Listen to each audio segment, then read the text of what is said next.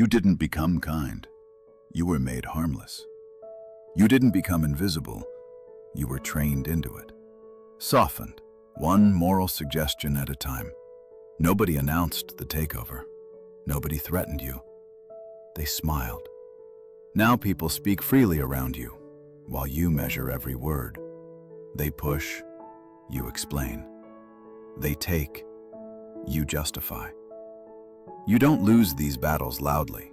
You lose them quietly, until you realize you're no longer a participant. You're an accommodation. The most dangerous people are not cruel. They are virtuous. They don't dominate you, they position you. They don't attack, they imply. And somehow, you keep shrinking around them. Something inside you recalibrated downward, your internal ceiling lowered, a position surrendered.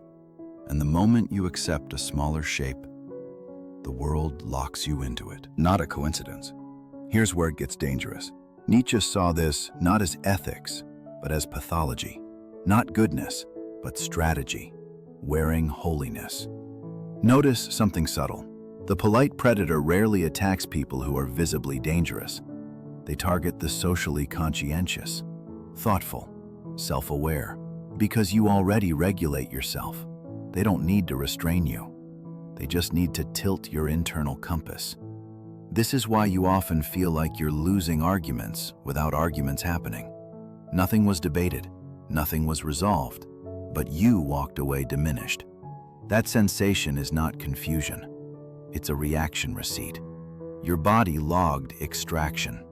You gave something, they took something, and the transfer felt invisible. Now let's expose the quiet loop. They apply moral pressure. Your body flinches. You soften. They relax. That single exchange teaches both nervous systems something important. They learn guilt moves you. You learn resistance feels unsafe. No words required. No agreement needed. Training occurred. This isn't dialogue, it's behavioral programming, which means reversing it requires behavioral disruption, not insight, not understanding. Every time you refuse to moralize yourself, you fracture the loop. Every time you stay inside logistics, you weaken the pattern. Every time you hold silence, you force them to reveal intent. Silence is not emptiness. Silence is a spotlight. People reveal who they are when you stop rescuing the frame. Some become direct. Some become irritated. Some escalate virtue harder. Each reaction is data, not personal, not emotional, diagnostic. And diagnostics are power. We turn philosophy into self-mastery. Let's name the weapon. Weaponized virtue. Moral language used to gain power while pretending to be harmless. Not kindness, not compassion. Control, wearing a halo. They frame practical disagreements as moral defects. Any moment, hierarchy might emerge. They shift the battlefield from outcome to character. You begin defending who you are instead of asserting what you will or won't accept. Never debate your goodness. Goodness is not a negotiable commodity. Let me sharpen that. The moment you explain your character, you have already lost the exchange, because only subordinates explain their morality. Now observe the emotional signature. Chest compression, breath shallow, slight heat behind the eyes, a tightening urge to clarify. That is not conscience. That is your hijacked nervous system responding to social threat. Your body thinks exile is possible. Your body thinks belonging is at risk. So it pushes you to appease. Now look at the sentences they favor. I just care about being fair.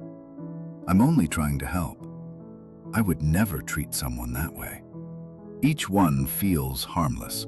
Each one contains a silent blade, because embedded inside is a comparison, and comparison creates hierarchy.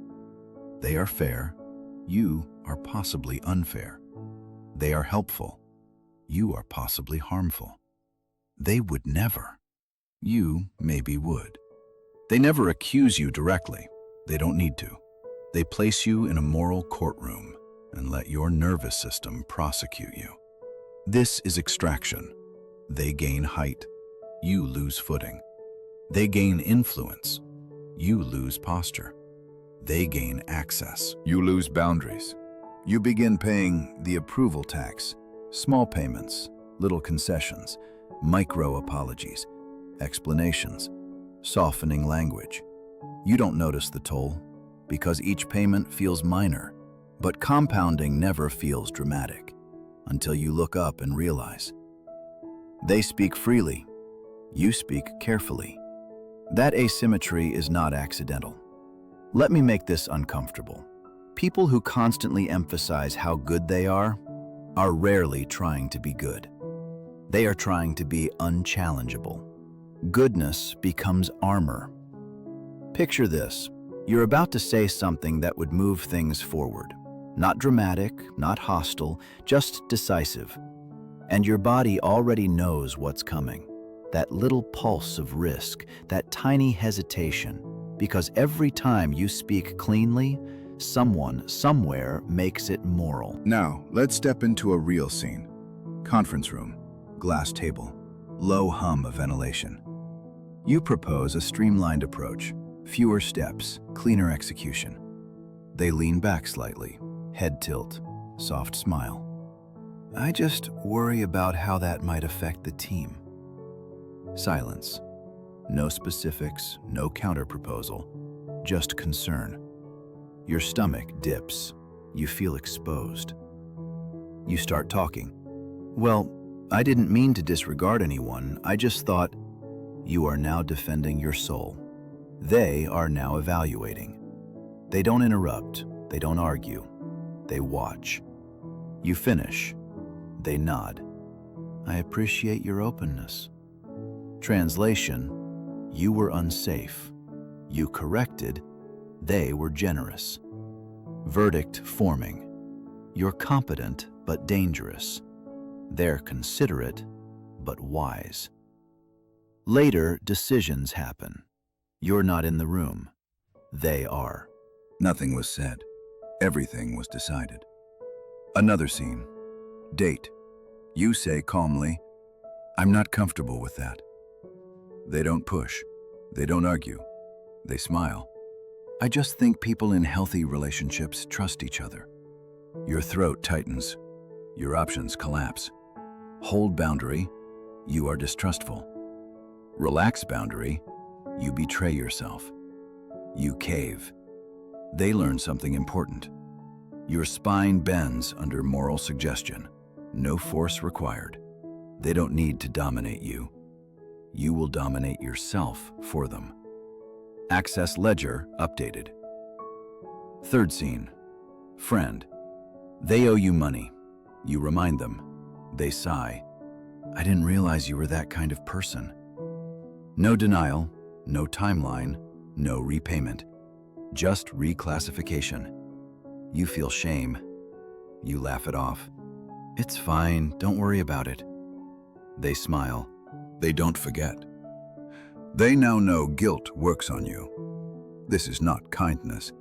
This is not empathy. This is moral leverage. And it scales.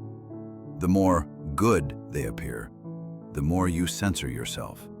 The quieter you become, the more they expand. Most people think power is loud. Real power whispers, because whispers force you to lean in. Now, here's the trap. You think the fix is louder confidence, so you harden your tone, sharpen your language, and nothing changes, because you're still arguing inside their moral courtroom. You don't lose because you're too soft. You lose because you're in the wrong arena. Different battlefields, same loss. You don't need more force. You need jurisdiction. Before we go further, let's slow this down. Not to soften it, not to comfort you, but to let something land. None of this makes you broken. None of this means you failed. It means you were trained, and training can be undone. Now we continue. Before we go there, one deeper truth. Some people build identity around being good because they lack the capacity to be formidable. They cannot impose, they cannot outcompete, they cannot withstand open conflict, so they create a world where conflict itself is immoral. Not because it's true, because it protects them. Nietzsche understood resentment as creative. It invents moralities that crown weakness as virtue, not accidentally, deliberately. This does not mean strength equals cruelty. It means weakness often disguises itself as holiness. Now the visceral pivot. Imagine two co-workers, same rank, same experience. One speaks plainly, the other speaks morally. The plain speaker says, "This deadline doesn't work." The moral speaker says, "I just think we should be more respectful of people's capacity." Which one sounds safer? Which one sounds superior? Which one sounds harder to oppose? The second never said no, but they vetoed. They never issued commands, but they controlled the outcome. The plain speaker looks blunt. The moral speaker looks enlightened. Hierarchy installs itself. No meeting required. Now ask yourself, how often do you say, "I don't want to be a bad person," before you say, "I don't want to do that"? That sentence reveals your operating system. You are not anchored in the sovereign mindset. You are anchored in external moral evaluation. Your worth is being crowdsourced, and crowds always vote for the person who frames first. This isn't about becoming immoral. It's about becoming non-negotiable. Now we move into protocol, not motivation, not mindset, mechanics, a way to become operationally unexploitable.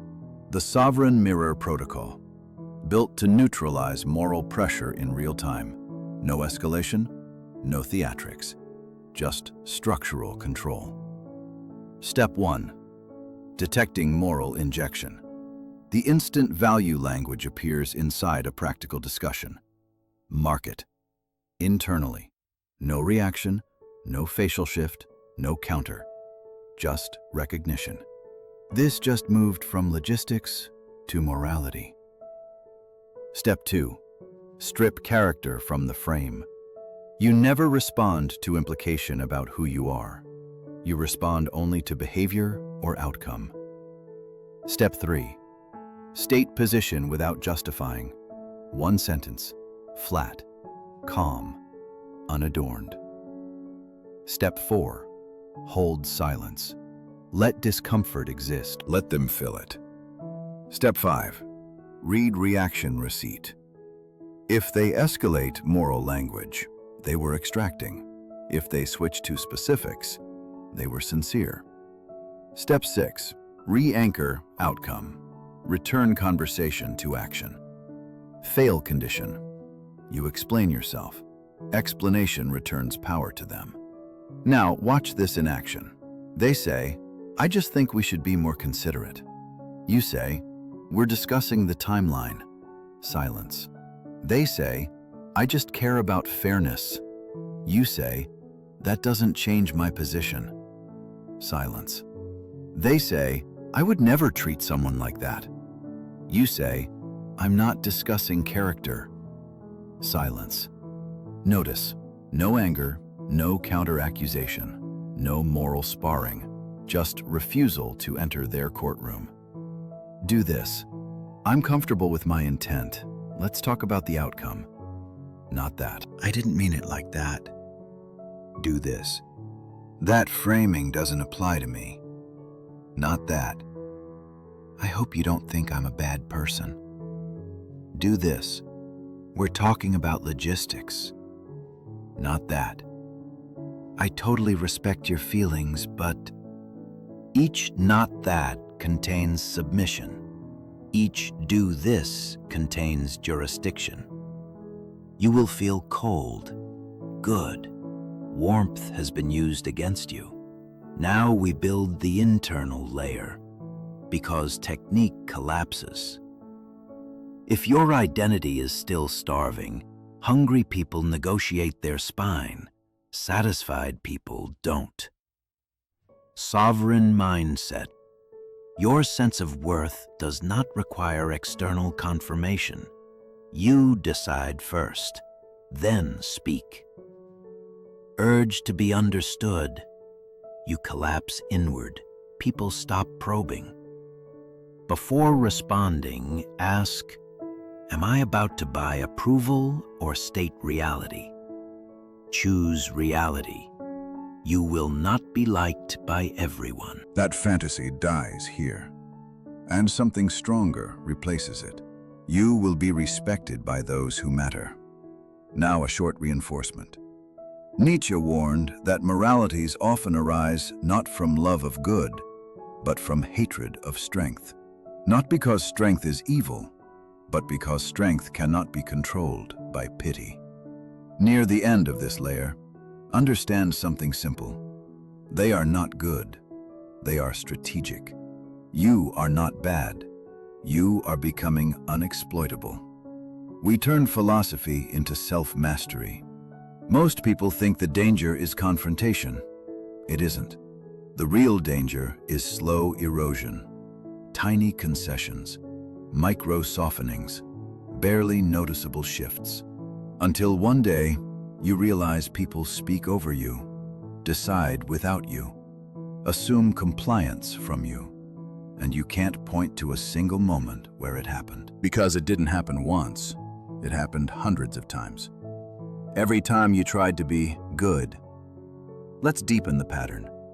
This is where it stops looking like conflict and starts looking like kindness, which is why it's so lethal.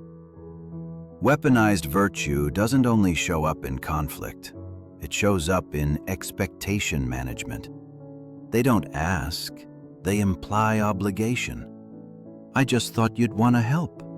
I assumed you'd understand. I figured you were that kind of person. Translation: refusal equals moral failure. You feel pressure, not from demand, from identity threat. They are not appealing to your kindness. They are threatening your self-image. Identity coercion. Using your desired self-concept to extract behavior. They define who you are.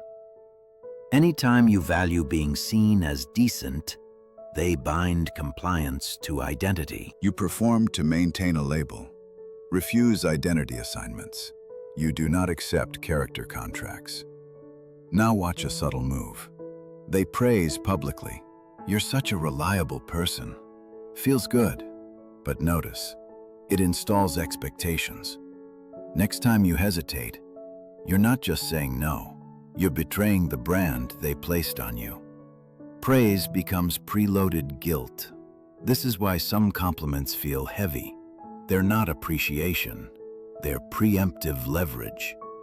Real respect does not trap. It is free. Now let's look at escalation. When the sovereign mirror protocol starts working, they will attempt phase 2. Victim posture. I guess I'm just too sensitive. I didn't realize you'd react like that. I was only trying to be nice. This is not vulnerability. This is moral inversion. They present themselves as wounded. You are the aggressor.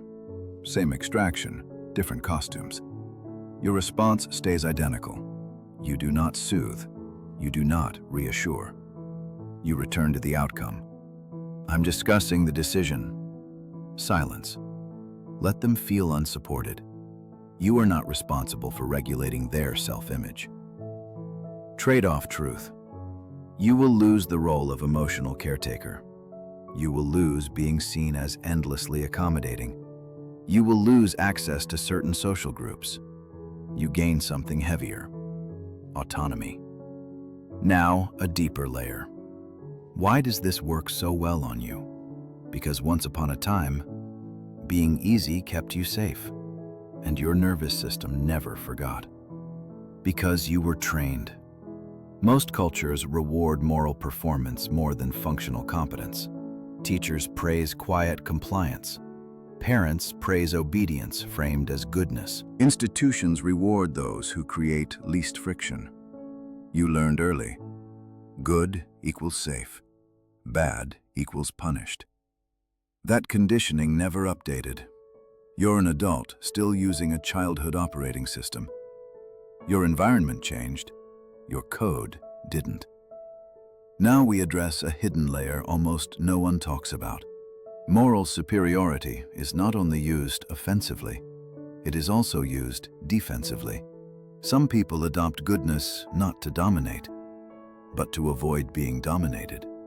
They learned early that competence drew punishment, visibility drew targeting, strength drew retaliation. So they became invisible, harmless, agreeable, nice. Over time, nice hardened into identity. Identity hardened into ideology. Ideology hardened into entitlement. They no longer say, "I am afraid." They say, "I am good." But fear does not disappear.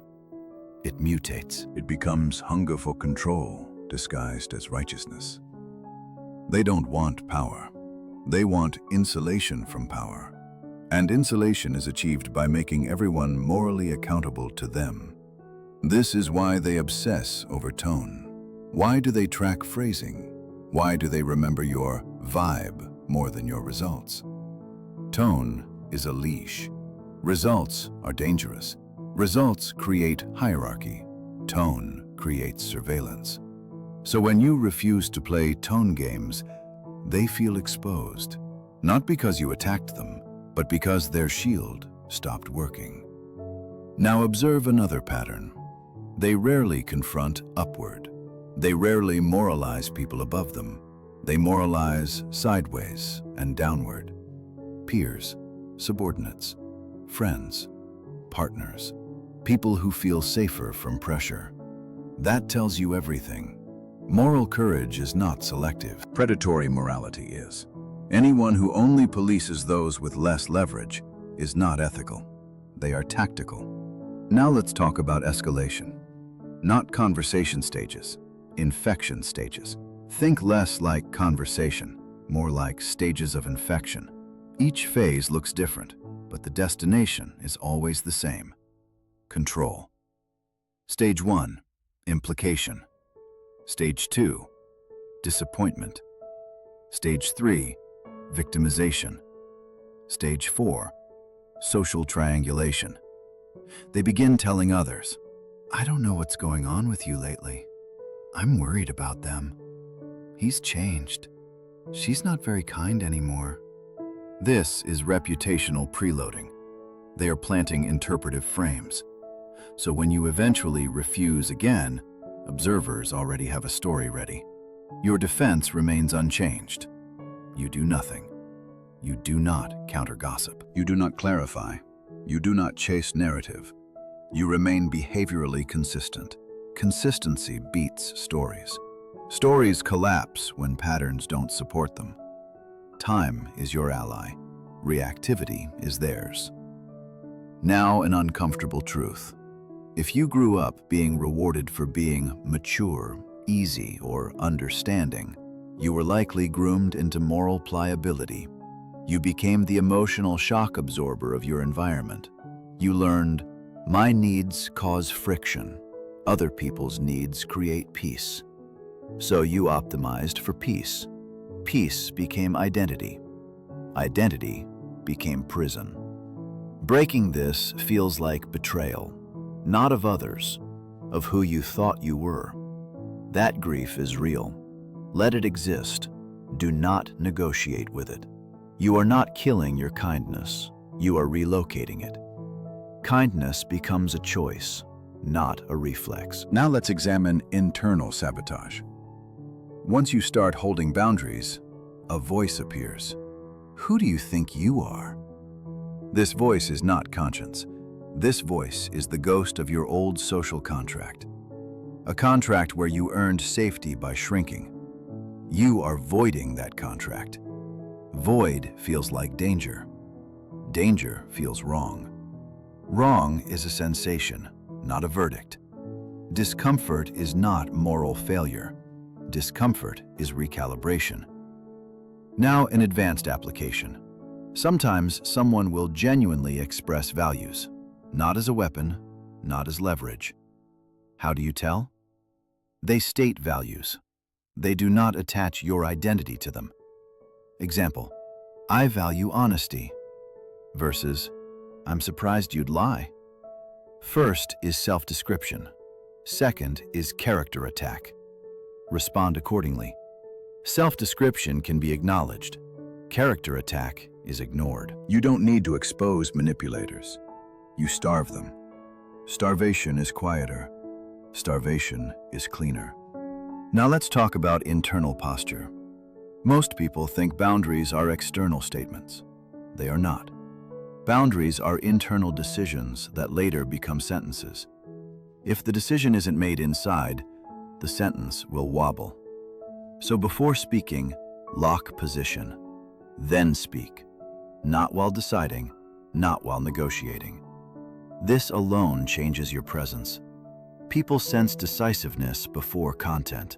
Words matter less than posture. Posture is felt. Now expand Access Ledger Scan. After each interaction, ask, did they respect my no? Did they attempt to reshape my identity? Did they escalate morality? Log it mentally. 3 data points. Patterns emerge fast. Within weeks, you will know exactly who operates clean And who hunts. Now a hard truth. You cannot save people from themselves. You cannot teach predators to stop predating. You can only become expensive. Expensive people are avoided. Cheap people are consumed. Price is set by boundaries, not by personality. Your job is not to be understood. Your job is to be intact. Now future pacing. 6 months from now. You speak less. People interrupt you less. Requests become cleaner. Fewer emotional speeches, more direct proposals. You are not louder. You are heavier. Weight bends rooms. No announcement required. Now, final reinforcement. Sovereignty is lonely at first, because most relationships are built on mutual compromise. You are exiting compromise. You are entering self-authorship. Later, you will meet others who did the same. Conversation with them feels different. No guilt, no implication, no moral fog, just clarity. That clarity is addictive. You will never go back. Now we install new code, protocol extension, the Access Ledger Scan. Purpose: track who gains and who gives after interactions. After any exchange, ask, did I gain clarity? Did I gain respect? Did I gain ground? Or did I feel smaller? Did I feel indebted? Did I feel morally evaluated? Patterns emerge quickly. People who respect boundaries adjust. People who extract escalate. Data reveals predators faster than intuition. Now, tactical layer. 3 more scripts. I'm not available for that. I've made my decision. That doesn't work for me. No reason, no explanation, no story. Silence after. Your body will scream. Hold. That scream is the death rattle of the old identity. Discomfort does not mean wrong. Discomfort means overwrite. Now let's address fear. If I stop being nice, I'll be alone.